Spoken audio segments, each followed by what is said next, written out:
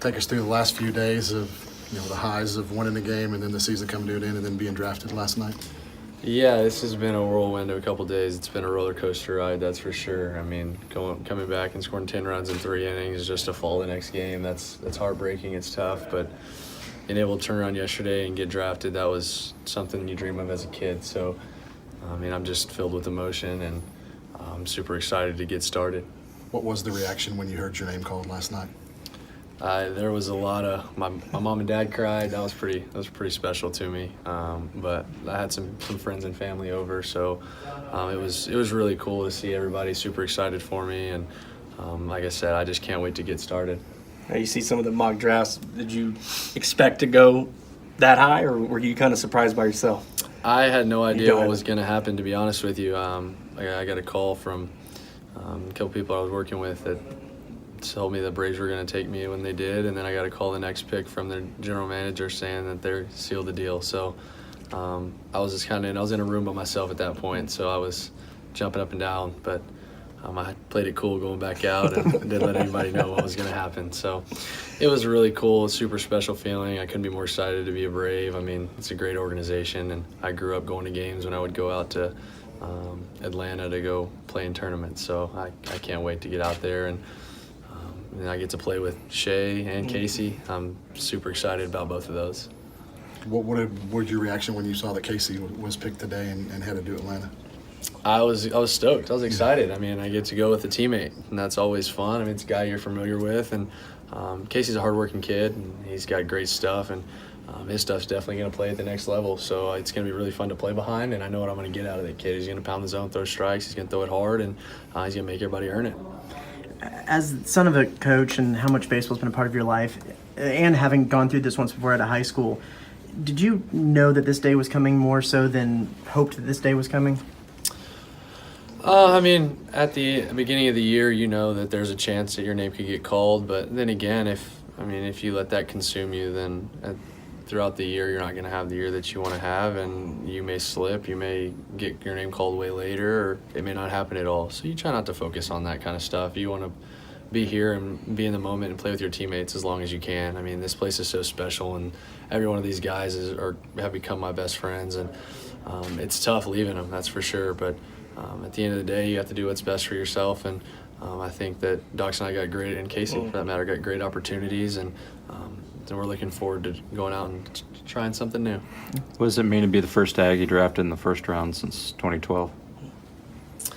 I'm going to be honest, I didn't even know that was the case. I hadn't really thought about it. Nobody's really talked about it much. I mean, it's an honor, obviously, but I think I got to throw most of that back on the coaching staff. They've done a great job. They've put myself, Docs, Casey, all the guys in such great positions to be successful here. And if I weren't to come here, I don't know what it would look like, what my career would have looked like. I wouldn't have changed anything, though, I'll tell you that. Go ahead, Travis. Looking back on the season, was there any worry heading into the season, or were your thoughts on this day at all heading into the beginning of this season, knowing that this could be your last year if you do good things? It was more of excitement, knowing that if I play like I'm capable of, then I got a chance to be drafted by somebody and get a chance to play at the next level. And like I said, as a kid growing up, your biggest dream is to go play in the big leagues. And I think knowing that it gave you a little extra excitement to start the year off and just to want to succeed. But you also, like I said, you can't let that consume you, because the more you try to press, the harder it is. And this league's hard enough as it is. And I mean, I found that out through the first couple of weeks. I didn't play very well because I was trying to focus too much on other things instead of just playing baseball with my teammates. What are the things that you'll take from the staff that you learn here, Coach Childers, that you maybe can apply in professional baseball?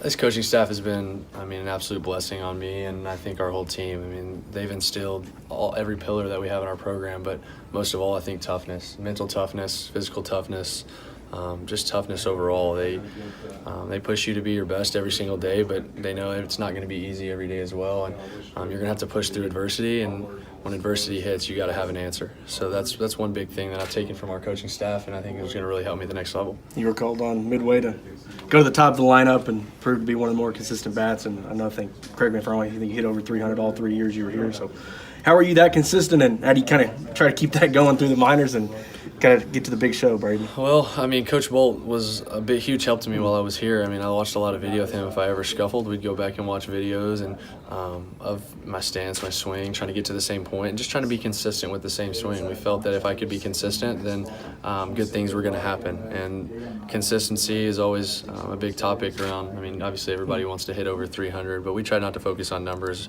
We just wanted to hit the ball hard, and we felt that good things would happen if we did that. Braden, I know you talked to the Atlanta GM, you said, but what have they told you about the next step going forward as planned? I haven't talked a whole lot other than last night right before I got drafted. I'm going to talk to my advisor and figure out where we're going, what we're doing, when we're going to sign, and all that kind of stuff at a later date. I'm going to probably call him later on today and just figure that kind of stuff out. But at the moment, I'm just trying to soak it in. And like I said, it doesn't even feel real right now, so it hasn't hit me yet. But I'm just trying to soak it all in and have fun with the guys. Do you at all get prepared for this moment, having been drafted before earlier, knowing that A&M was probably your destination, or is it still just a wild feeling? This is just an unreal feeling. I remember in high school, I called Coach Bolt and Coach Seeley and said, doesn't matter what happens, if anything happens, I'm going to be an Aggie. So at that point in time, I knew where my destination was, and going into this, you have no idea what is going to happen. So it was cool. It was a lot of fun, but like I said, there's a lot of room still to grow, and there's a long road ahead. Do you know any players in the organization? Yeah, I mean, AJ Minner reached out to me. He's in the big club. Kyle Mueller got drafted out of high school. He's in AA right now, maybe AAA. I'm not really sure exactly which one he's in. I think he's in AA, but he reached out, and I actually went whenever we were both seniors in high school. We both hit at Globe Life Park together, and he posted a picture of it the other day or yesterday, and tagged me in it, and we talked a little bit about it. And so I'm excited. I know a couple guys in the organization, and it's going to be fun.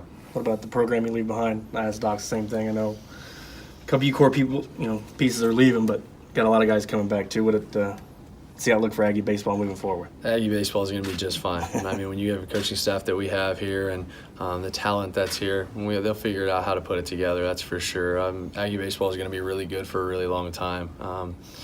And it's so cool to see. I mean, the players before us laid the foundation, and we were just here to keep that moving and keep the culture right. And I think that the culture is in a really great spot right now. And with the pieces that they've recruited to come in, and the pieces that are staying here, the team's going to be really special in the next couple of years.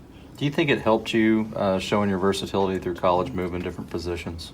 I do. I think that people like versatility at the next level, and at this point, it's just getting the lineup any way possible. So it's whether it's in the infield, outfield, wherever, just trying to get in the lineup any way possible and move forward that way.